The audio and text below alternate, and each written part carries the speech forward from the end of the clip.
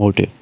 Motive کا مطلب ہوتا ہے مقصد۔ دیکھیں کوئی کام آپ کر رہے ہو، اس کام کو آپ کیوں کر رہے ہو، اس کے پیچھے کیا ریزن ہے، اس ریزن کو موٹیو کہتے ہیں۔ اس کام کو موٹیو نہیں کہتے ہیں، اس کام کو کرنے کی جو وجہ ہے پیچھے والی، جس کی وجہ سے وہ کام آپ کر رہے ہو، اسے موٹیو کہتے ہیں۔ مثال کے طور پر آپ کوئی نیا بزنس سٹارٹ کرنے جا رہے ہو، آپ کو دوست کہتے ہیں کہ یار کیا موٹیو ہے، کیوں آپ یہ بزنس سٹارٹ کر رہے ہو، مطلب کہ اس کے پیچھے کیا ریزن ہے، اس بزنس کو شروع کرنے کے پیچھے کیا وجہ ہے۔ تو آپ اسے پھر ابھی اپنا موٹیو بتاؤ گے، اپنی وجہ بتاؤ گے۔ آپ کہو گے کہ یار کسی نے مجھے چیلنج کیا کہ آپ بزنس مین نہیں بن سکتے ہو، اس لیے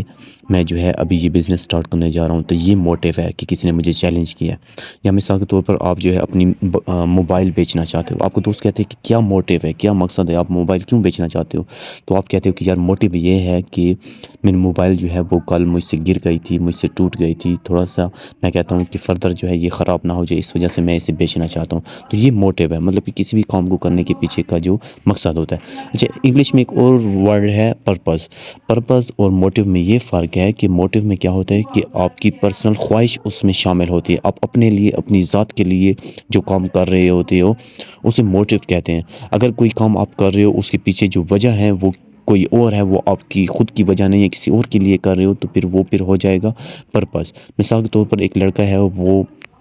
آگے ایگزام آ رہا ہے اور ایگزام کے لیے دن رات محنت کر رہا ہے۔ اس کا دوست کہتا ہے کہ یار کیوں اتنی محنت کر رہے ہو، یار پاس تو آپ ویسے بھی ہو جاؤ گے، آپ لائق ہو۔ تو وہ کہتا ہے کہ یار میں اصل میں جو ہے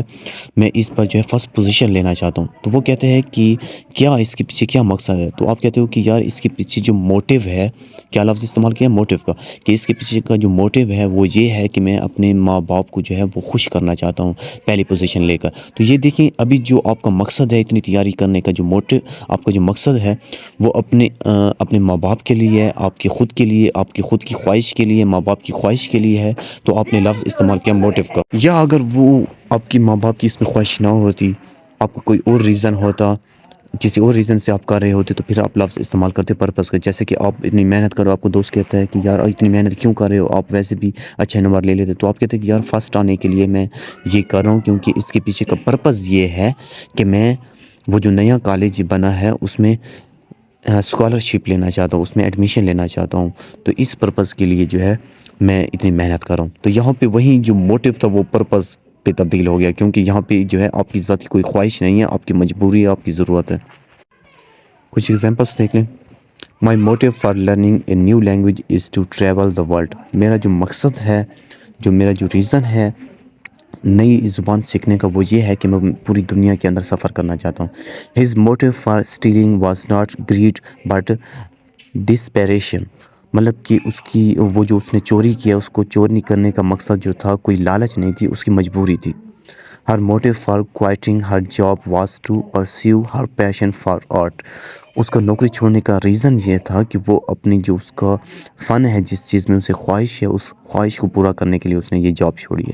the companies motive for launching this new product is to increase market share, کہ کمپنی کا جو ہے یہ نئی پروڈکٹ کو لانچ کرنے کا موٹیو یہ ہے، مقصد یہ ہے کہ ان کی اپنی ذاتی اس میں فائدہ ہے، وہ مارکیٹ کے شیئرز کو بڑھانا چاہتے ہیں۔